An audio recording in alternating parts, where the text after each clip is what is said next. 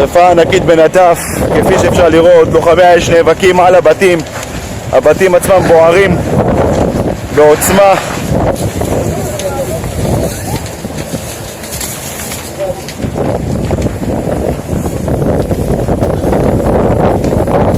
ממש בתוך...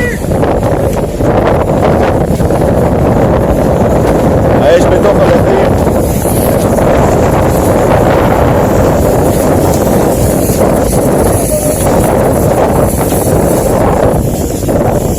קרב אותם, אחי. מכלי גז דולפים, אפשר לראות. קררו אותם, אחי.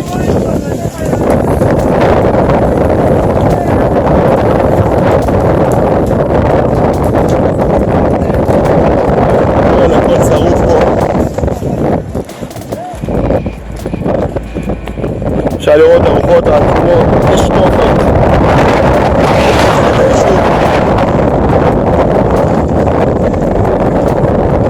הרגע היא דילגה.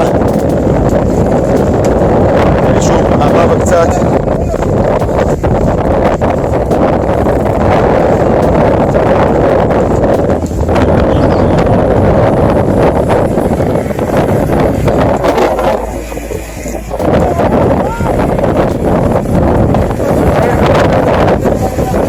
תיזהר!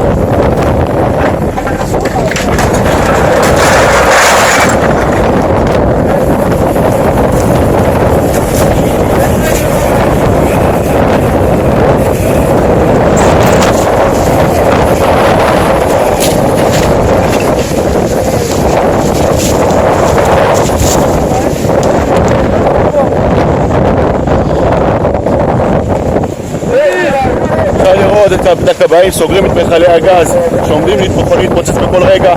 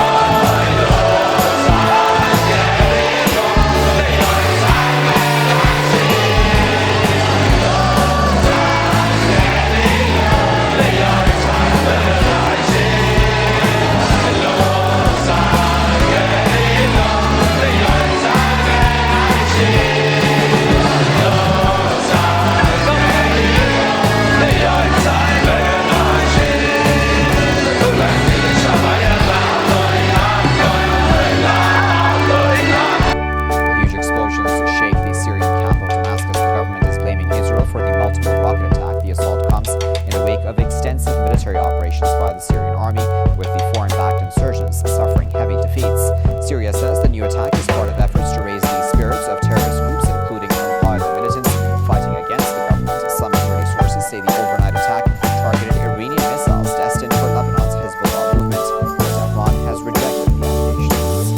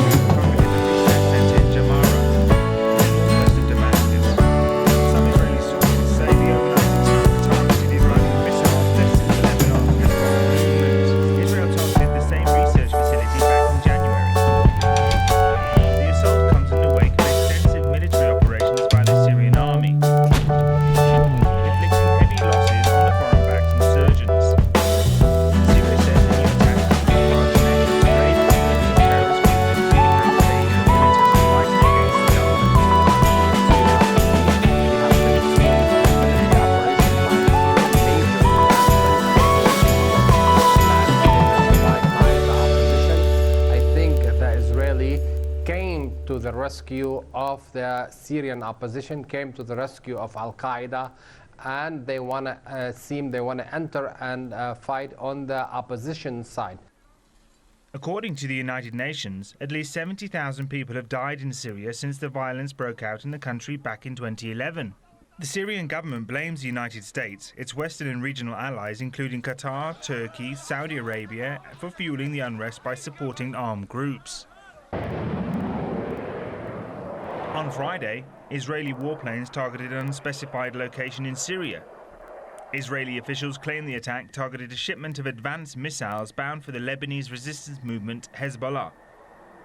Some analysts believe that the United States has given Israel the green light to launch an attack on Syria. Involvement from the United States and the European Union, as well as Israel. For them, I would have expected the United States to attack, and that would have probably not been as bad as if Israel attacked. So why they have allowed and gave the green light to Israel to attack Syria, that remains to be answered. Security is important. US President Barack Obama has recently said that Israel has the right to protect itself against transfer of arms to Lebanon's resistance movement Hezbollah. Earlier this week, Tel Aviv called up several thousand reservists for what it called a surprise military exercise near the Lebanese border. Hezbollah has warned that any Israeli military action against Lebanon will trigger a crushing response. Israel waged a 33-day war against Lebanon back in 2006. More than 120 Israeli soldiers and over 1,000 Lebanese, most of them civilians, were killed in the aggression. Now there are growing fears that any such confrontation will further destabilize the Middle East region.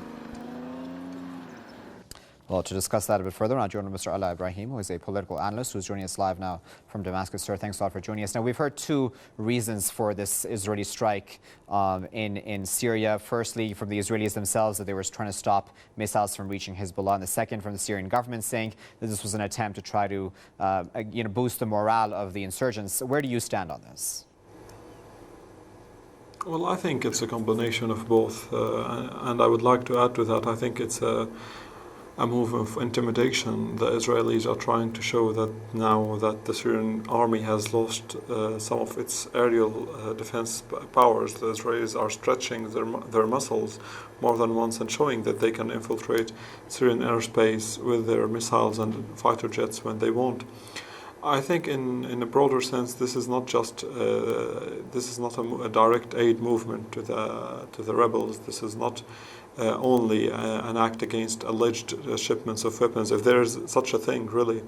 I think more and more this is Israel trying to manipulate the events in Syria to push it in the direction that it feels it will best serve its interest. Let's bear in mind, just last week, key and high-ranking intelligence and military officials in Israel said that anyone who doesn't understand that the toppling of the Syrian government or the Syrian regime anyone who doesn't understand this as a pure interest to Israel is short-sighted or underinformed or something to that effect.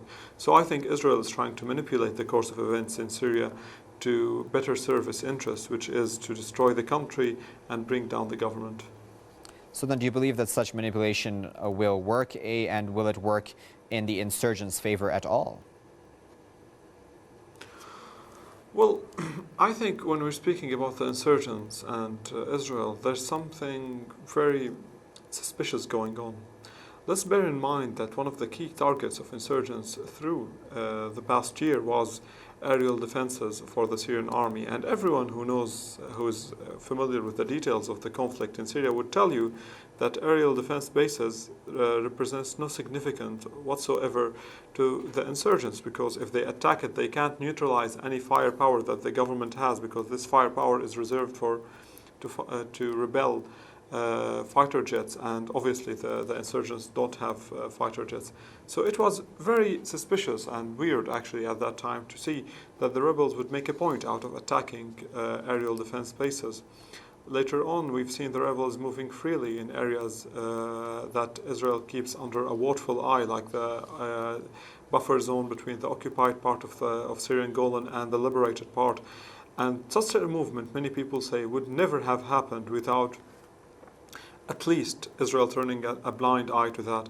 So all in all, I think something is very suspicious here, allow me to say, and they seem to complement each other. Maybe this is not an agreement between the two sides, but their efforts seem to be complementary to one another, and they seem to be going in the same direction. All right, we'll have to leave it for now, but of course we do appreciate your insight as always. That's Mr. Ella Ibrahim speaking to us live from Damascus. Oy ve yaskin ve khad ve